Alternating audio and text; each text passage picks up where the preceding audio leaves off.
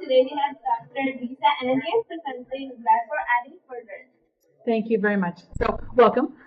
Hopefully other folks will wander in. If not, that's okay because we're being recorded. So thank you for joining us. Again, my name is Lisa Andian and I work for Blackboard. And I'm here to talk to you today about the accessibility of your content inside the learning management system. So, today there are three perspectives around accessibility of content in the learning management system that are important that Ally addresses. The first is from the student's perspective. So for students today, they have to explicitly make alternative requests. And we all know that by the time they get to college, most students no longer self-identify as needing accommodations, and then they don't let you know. Which means as faculty, as an institution, now we are sort of chasing reactively those requests rather than being proactive and providing accessible content from the get-go, and it's not a position we want to be in, right? So for students that do, let's say, let us know that they need something remediated, they don't tell us with 2-3 weeks lead time, they tell us the day before the thing is due, and someone has to manually fix it, and then the student's behind. We also know once they're behind, it's really hard to catch up again, and we don't want to put our students in that position.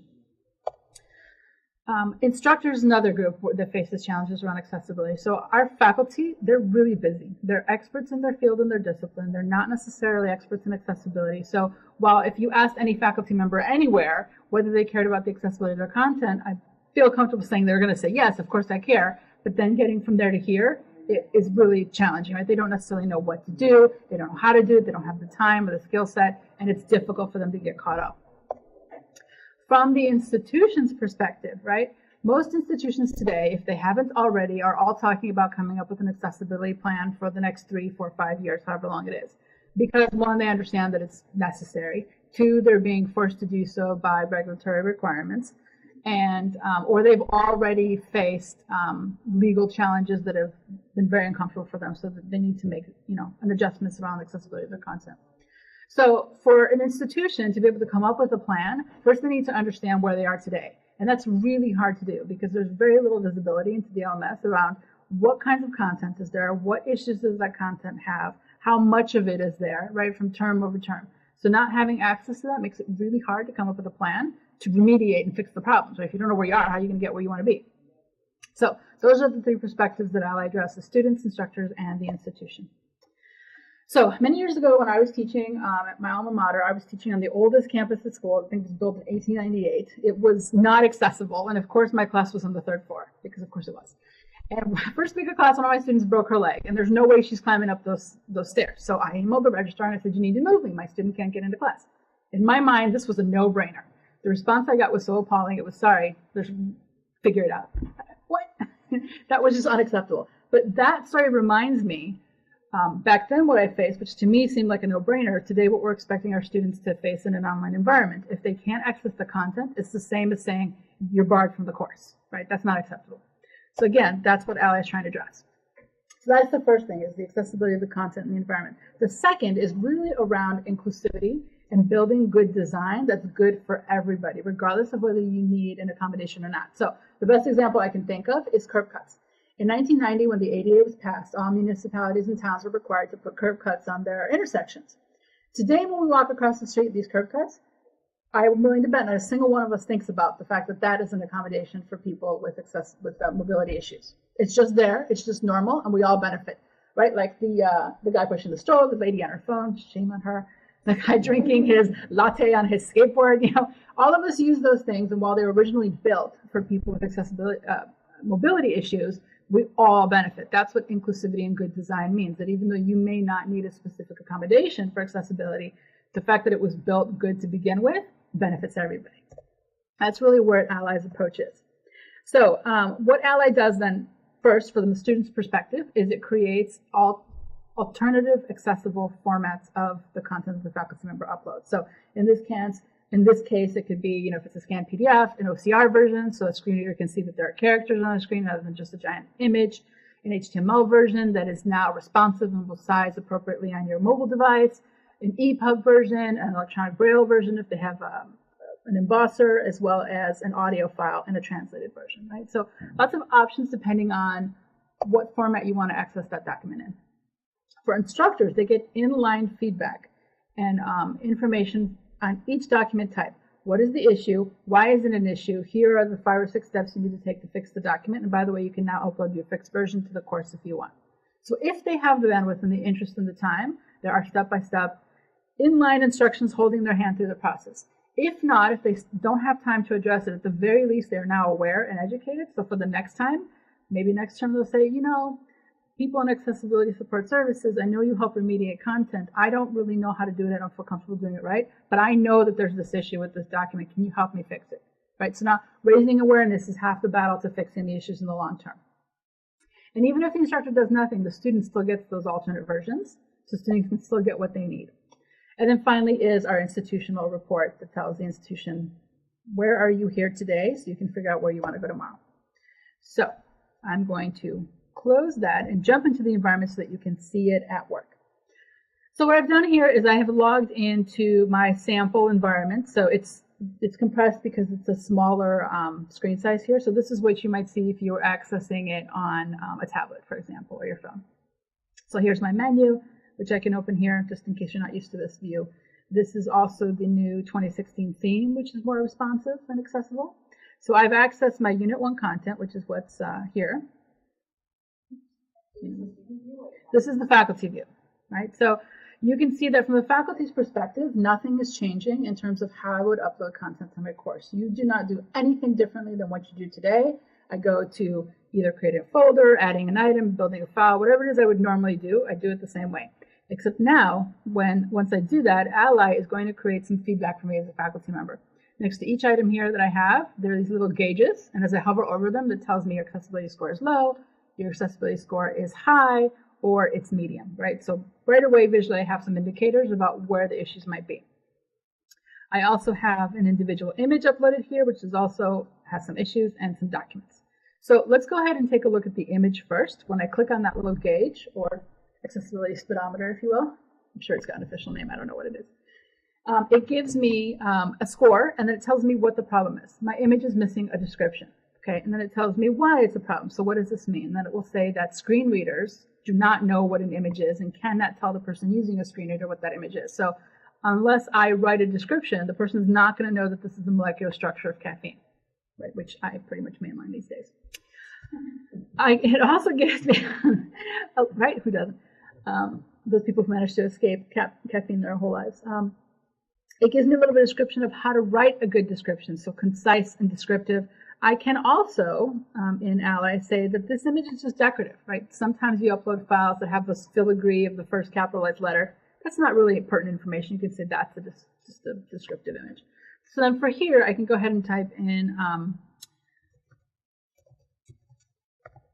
If you put in a folder, so you say molecule, would it read it as bad? Because it can't read the image. So right, it can't read the image. anything that you put in, it'll say that it's okay. Pretty much.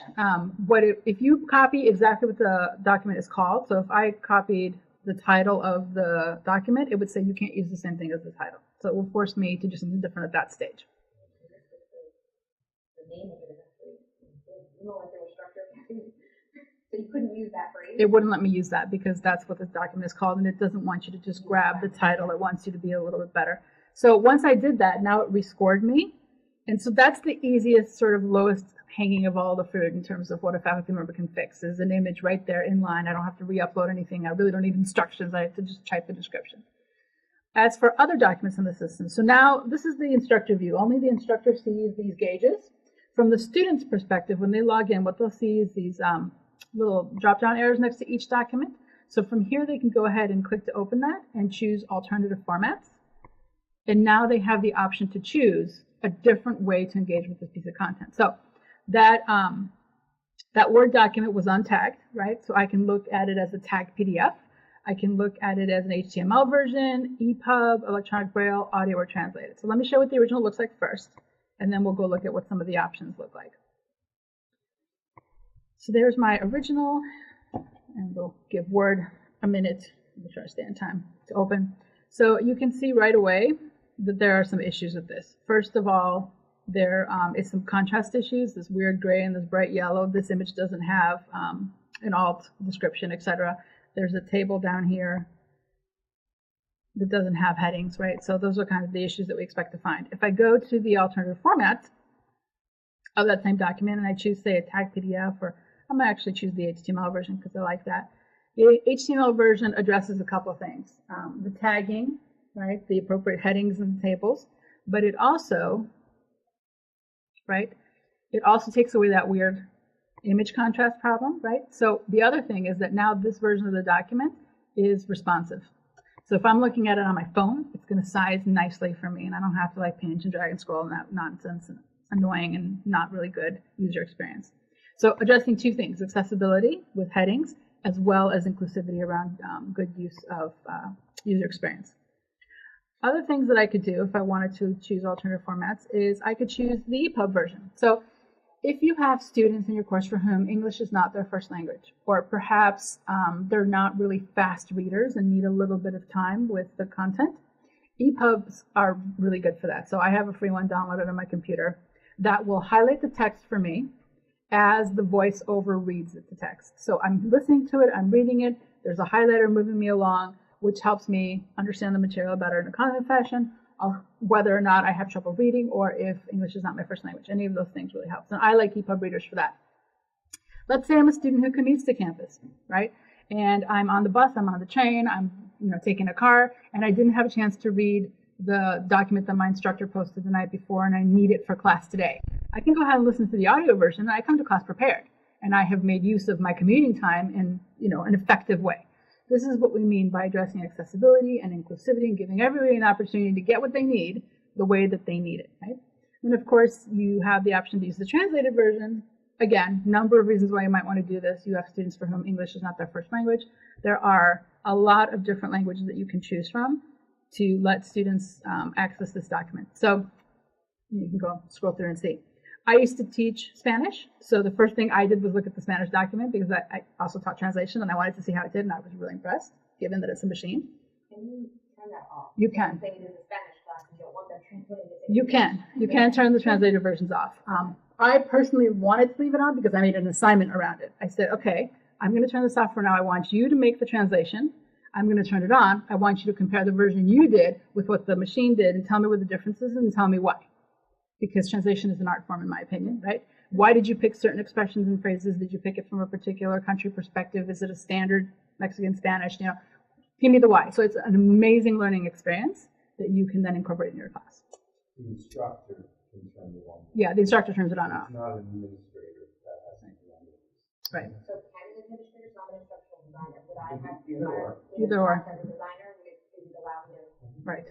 And on that same point, you also don't have to turn it on for every single course. You can target a group of courses, departments, instructors that can go ahead and use it if you want. And as you determine how to slowly roll it out, you may choose that small group first and then turn on for everybody. Lots of choices. It's not an either or enterprise. So I have shown you what it looks like from the student's perspective, from the instructor's perspective. The last one is an administrator. So I'm going to go ahead unless there are other questions and jump into the institution report. I know I'm going a little quick, but we do, have a time thing. Okay. Yes, please. I'm sorry, I missed the beginning. Is this on Blackboard right now that we have a vision? Do you want to address that, Scott? Not there today. We're working with your team and potentially going to pilot it as a summit or, maybe one of the summer sessions. And then from there, the team system is looking at moving forward and making it available as well. Okay. So we're in process. Okay. Thank you. So I've logged in as with administrator credentials. Are there any Blackboard administrators in the room? All right, so most of you will never see this interface. You don't need to worry about it. I just want to show you the report that your institution will see, just so you get a sense of how they can address the overall plan around accessibility at the colleges to determine how they want to get from where we are today to where we want to be. So the first I thing... just want to clarify, you don't have to be a Blackboard administrator to get this report. It's just on their screen out of the box. Yeah. So They can choose to share it Right. via the export. Yeah, you could get... Yes, you could get granulated permissions to access the report, or somebody could send it to you. Any of those options. Yes. Is this part of what we call assistive technology or adaptive technology? So no, this is an add-on tool that will help make the content inside Blackboard more accessible. So if you're using assistive technology like JAWS, for example, to read the screen, it will produce formats of the files that a faculty member has uploaded to make those more easily accessible to the student. JAWS will be able to read it, or VoiceOver if you're a Mac user, for example. Yeah. Okay, so the first tab is the Overview tab, and you get an overall accessibility score. Hold on, it's not loading for me. I'm going to reload it. Let's try that again.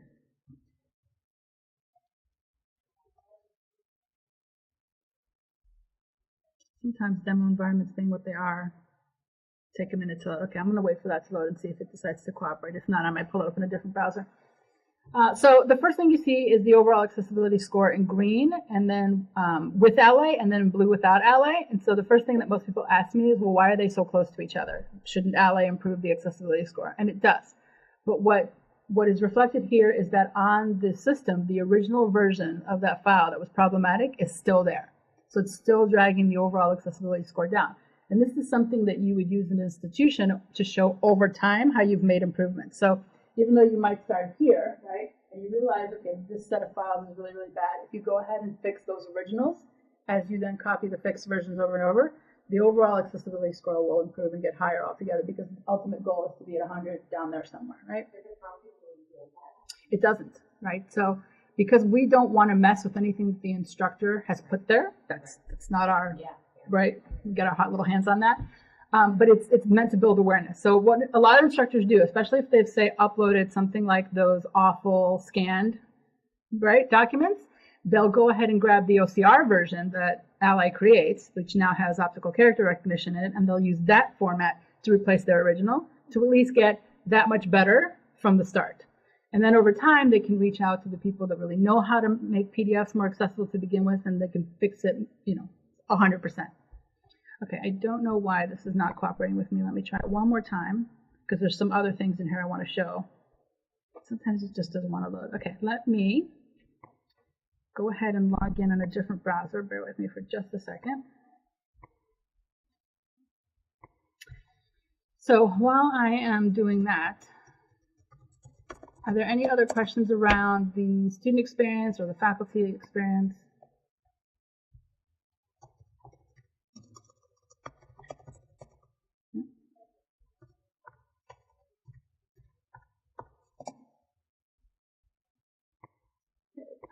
Save my password. Can I ask this about the EPUB version? Please. So that's a file that would read to a person? Some EPUB readers have turn the audio on that will read the text on the screen to a user while it highlights the text as it's moving through. That's just an EPUB feature. So is that in Blackboard too? So Ally produces a version that EPUB readers will read. So I downloaded a free EPUB reader called Frida. There are other ones that you can buy.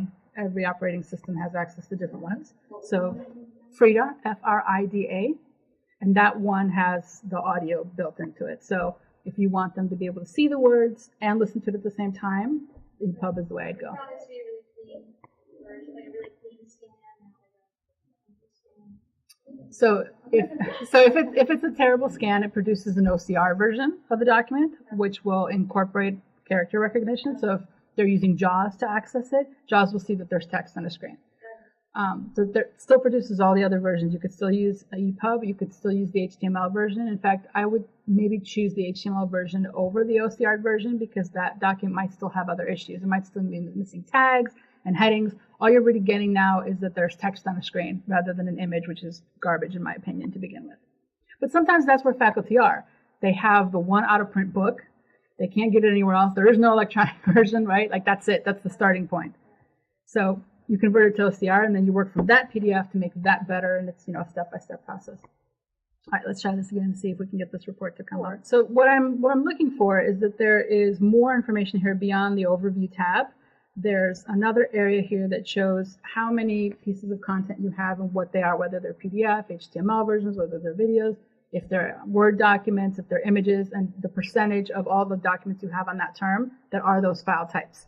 So if you wanted to begin your remediation process by choosing file type, let's say images are the easiest things to teach people how to add alternative descriptions for. I know that 63% of the content for this term are images. I'm going to start there. That way I'm going to fix 63% of the issues on my term moving forward. Another report that's supposed to appear here, and again, I'm struggling to understand why, is it divides it by issue of severity, right? So it will tell you what are the most severe problems, what are the medium problems, and which ones are less severe. So the most severe ones always come up as the scanned PDFs, and then it'll tell you once I choose that tab, how many courses have a scanned PDF and how many scanned PDFs on each of those courses. And then I can look course by course to drill deeper. So if I went to the courses tab and I did that, so let's look at this particular course. This is that wheel I was telling you about, where as I move around, I can see how much of each one. Again, it's supposed to scroll down and then give me a list of every single piece of content, and then it'll give me an individual score for that content, just like it did for the instructor view. So if I am coming up with a plan to remediate and I want to choose, okay, I don't want to hit the most number of volume. I don't want to choose all images. I want to hit the biggest problems. So show me everywhere in my environment where there's a scanned PDF, and we're going to address that first. So you could do it that way. The other one is I could say, okay, I belong to particular Lehman College and the humanities department. So I want all the humanities courses because I'm going to go ahead and help them remediate all those courses first. Or let's say you do know who your students that have self-identified. They're the ones that have said, I absolutely have an accommodation I need, and you know what major they're in. So you know what courses they're taking now, you know what courses they're going to take next term. I'm going to go ahead and hit those courses for next term and fix all those issues before my student gets there, so that they're good to go for them and everybody else moving forward. So you now have 3 different ways that you can come up with a remediation plan to get at the accessibility issues that you didn't have before, right? So it helps you to just focus your energy and your effort. And like I said, there is no magic wand that you can wave across your environment to suddenly make everything accessible. It's a process. It's a long-term goal, but having a plan to get there is what's going to get you to your end goal, rather than expecting it to sort of magically fix itself. So, yeah. Sorry, we had a question. Does it give you the report in like Excel or another format? Right, so you can export. Let me go back to the beginning. You can export it to CSV, and it will let you export. And then you can sort it by other ways. Exactly. That's why I was saying somebody could send you this information. Oh, here. I'd rather not rely on them. I'd rather be able to have that. Yeah, you can get access to the Excel, you can get access to the report, and we can do this 2 quick scenarios. One is, as Lisa described, at William Patterson University, who uses Ally about 3 days, 4 days before the start of this most recent semester. Person walked in, self-identified, and the faculty wrote it down. What they did was they used the Ally report to say they knew what classes the person was in. They put it by class that identified every piece of content that needed to be repaired. As opposed to, here's the class, and pull out all 100+ pieces of content in each of those courses, go through every one and try to figure out what's needed. So, did they get it, everything ready to go by the start of the semester 3 days later? No, but it was a couple of days late as opposed to 2 weeks late as normal. Right. And then, I guess the other scenario is what you can also get on these reports in these Excel is to see which alternative formats are being utilized by your students. So you can see, we got 40% of the downloads alternative formats are audio or EPUB or other things. So, and that can help you to understand what your students' needs are, and you can plan around that. Plan communication, plan marketing, plan, whatever it is. Right. Another way to approach that, while Scott was talking, I remembered, is if at your institutions you have large lecture classes where you're hitting 100, 200, 300 students, go ahead and remediate those courses. That way the largest number of students are getting access to the best quality content. And then as you copy from term to term, those are fixed moving forward. Lots of different ways that you can get at it, but you can't come up with that plan until you can see what's happening, right? This is the export, right? So what I would do in this case is toggle or filter by course, which already contains the course title, which tells you what department that is. And then this is something I'd send to the dean to say, here's what the accessibility looks like on your department. And as you move forward, you can see the scores with and without Ally. You can see the different document types, and the 0, 1, 2, and 3 tell you how many different documents of that there are. As I move through a little bit more here, and let's say I expand this a little bit, I'm just looking for one that is marked with a number. This will tell you also, okay, here we go. So here's the issue, right? It's missing headings presence, and there's a 2. A 2 indicates a medium severity problem. A 1 is a high severity, and a 3 is low severity. So you can, again, filter, toggle by what you want to see, what's happening in your environment. You can send that out to the different constituencies in your campus that might be charged with student success or accessibility of the content. For someone like you, we would just give, your administrator would give you smaller access to get to the report on the back end without needing to like send you something. Right. Okay, we are up at time, but I have time for questions. Tutorials? Yeah, so. Students won't know what that drop down means. So is there Right. something that you already have that you can put in the sponsor? There is stuff that we have. There's also some package documentation, training tutorials, ways to help you build adoption on the campus that we also offer a whole range of stuff that we're there to help you with. Yeah, what we have found is the students see a little thing, they click on it, and they just go. But of course, you want to add some type of communication to that. Even if you don't, they'll see what it is and they'll go forward as students.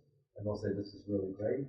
And faculty, you have 2 choices. Do we make sure we communicate, explain it, tell them we're all about this thing, or as most schools, they just look at it and turn it on, and then see if the faculty has any questions. But the faculty does not have to do anything different.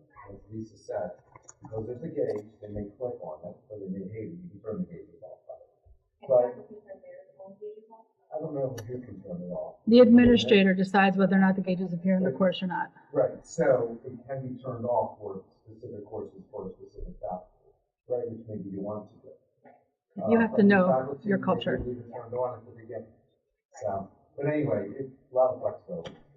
So I did something as simple as go to YouTube, type in Blackboard Ally for Students, and a bunch of videos pop up, and they walk you through, like it's a minute, 3 minutes, and they're good to go. And it's not only the content that is uploaded and used, but also where Canvas, where they're entering directly into the course and such. Oh, so on the like illustrated. It is. It can be. Yeah. Yes. Thank you, everybody, for your time.